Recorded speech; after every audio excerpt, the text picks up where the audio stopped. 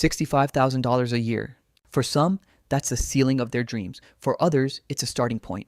For society, it's a marker of success, a ticket to the middle class, an indulgence that allows you to feel like you've made it.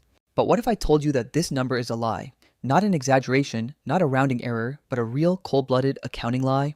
My name is Hamster, and for the last 5 years, I've been untangling the financial puzzles of ordinary people. I've gone through their receipts, their bills, their credit cards, and I've found the same pattern every time. People don't know how much they earn, they only know what's written in their contract. But a contract isn't reality. Reality is what's left after your job takes its hidden taxes from you. Today, we're not going to teach you how to invest in stocks or buy real estate. Today, we're going into forensics mode. We're going to become financial detectives and figure out where your salary actually disappears to. And when we're done, you'll either hate your job or you'll start getting rich. There is no third option. If you're ready to hear the truth, no matter how bitter, hit that subscribe button, because what you're about to see is something your boss never wants you to see. Every business textbook has an axiom. Revenue is not money. Revenue is just dirt that passed through your excavator. Money is what's left in the bucket after you've paid for fuel, worker salaries, and equipment rental. We think salary minus mortgage, minus food, minus utilities, that's my wealth. But that's a mistake, because in the expenses column, we forget to list the biggest money eater of all, the job itself. Let's create a character. Let's call him a hamster. He works as a mid-level manager in an office. His annual income is $65,000, or about $5,400 per month before taxes. The hamster considers himself responsible. He is not wasteful. But let's examine his life not as an individual, but as a commercial enterprise named Hamster LLC. Even before Hamster sees the money, the state takes its cut. Social Security, income taxes. Of the $5,400 stated on paper, only about $4,200 remains in his bank account. We've lost 22% of his income just for the privilege of living in the country. It's inevitable, but it's the first warning sign. Hamster drives to work. He lives in a residential area because it's cheaper. Let's calculate the real cost of this cheapness. Gas, $300 per month. Insurance, $150 per month, prorated. Car depreciation, the car loses value every second Hamster drives. That's another $200 per month that no one thinks about. Parking, $100. Total, $750 per month just for commuting. But these aren't just expenses, it's a tax on access to the workplace. If Hamster worked from home, that $750 would be in his pocket. The third expense item, the corporate dress code, appearance tax. Hamster can't come to the office in pajamas, he needs a look. Shirts, pants, shoes, jackets. These aren't just clothes, they're a uniform.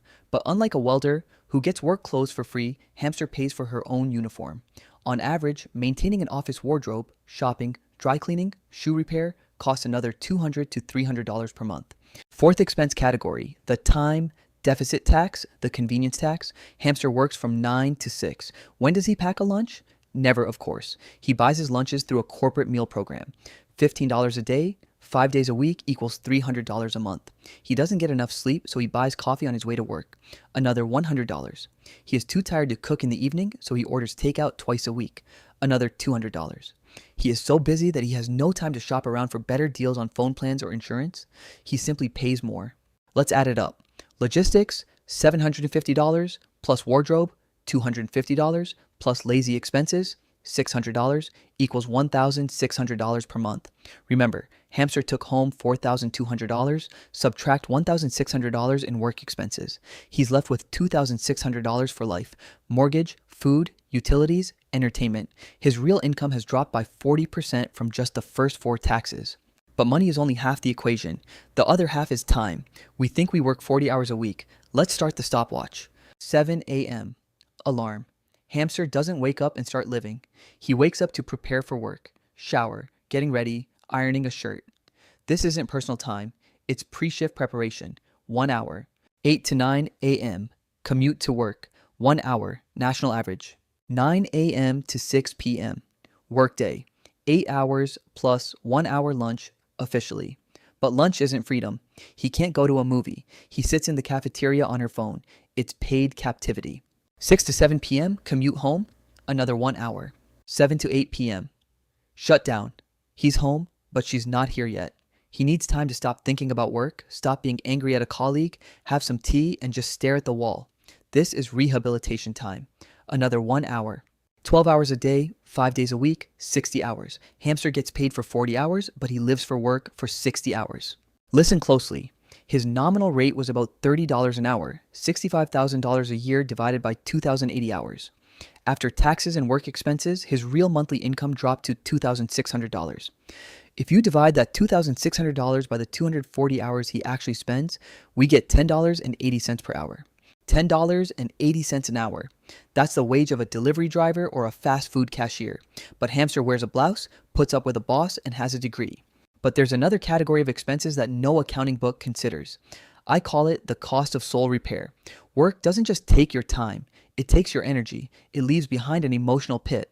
When Hamster feels empty, her brain craves dopamine. Fast, cheap, easy.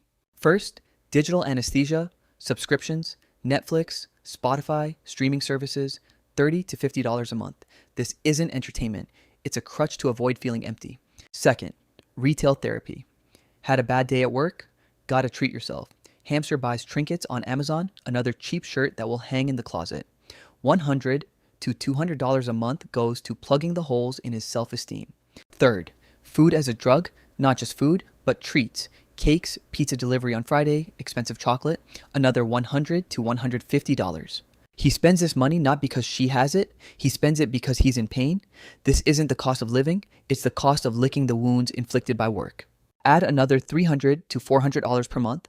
Now his real disposable income, what's left for normal life and savings, approaches zero, or even goes negative.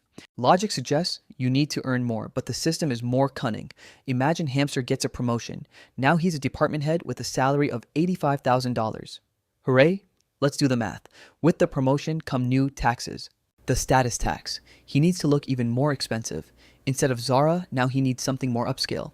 Wardrobe expenses double. The responsibility tax. He works 10 hours instead of 8. He needs to take taxis more often because he's too tired to drive. He orders dinners more frequently. The stress tax. He has more headaches now, so more medicine, more expensive alcohol, more expensive vacations to recover. As a result, his real hourly wage might not increase at all. It might even drop.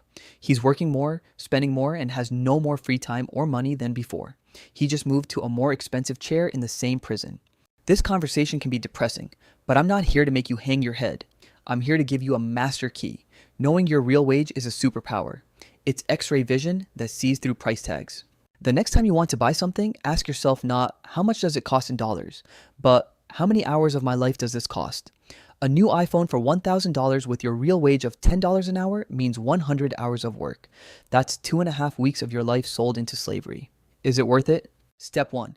The audit. Do what we did with Hamster, but with yourself. Sit down on a Sunday morning, open a spreadsheet, and calculate. How much do you spend on commuting? On lunches? On plugging holes? Seeing the number means you're halfway to beating it. Step 2, optimization. Can you meal prep for the week? Lowers the convenience tax. Can you wear simple clothes and not care about colleagues' opinions? Lowers the appearance tax. Can you negotiate remote work? Lowers the logistics tax to zero. Can you find free ways to de-stress? Walking, exercise, sleep lowers the emptiness tax. In 2026, time is the only non-renewable resource. Oil can be found, money can be printed, but the seconds of your life will never come back. If you're effectively working for $10 an hour, you're selling your life at a 70% discount. You're sponsoring someone else's business with your health and your time. Your goal is not to increase your nominal salary. Your goal is to increase your real hourly rate, to widen the gap between what you spend on work and what you get from life. I want you to do 3 things right now. First, write in the comments your real hourly rate after deducting all your taxes. Just a number. Scary? Isn't it scarier to live with it? Second, subscribe to the channel if you want to learn how to count money correctly. Third, share this video with that colleague who looks tired. Maybe you'll save them from 5 more years of a pointless race. We can't stop time, but we can make sure that every minute we sell is expensive. Thanks for making it to the end. See you in the next video where we'll continue dissecting financial illusions.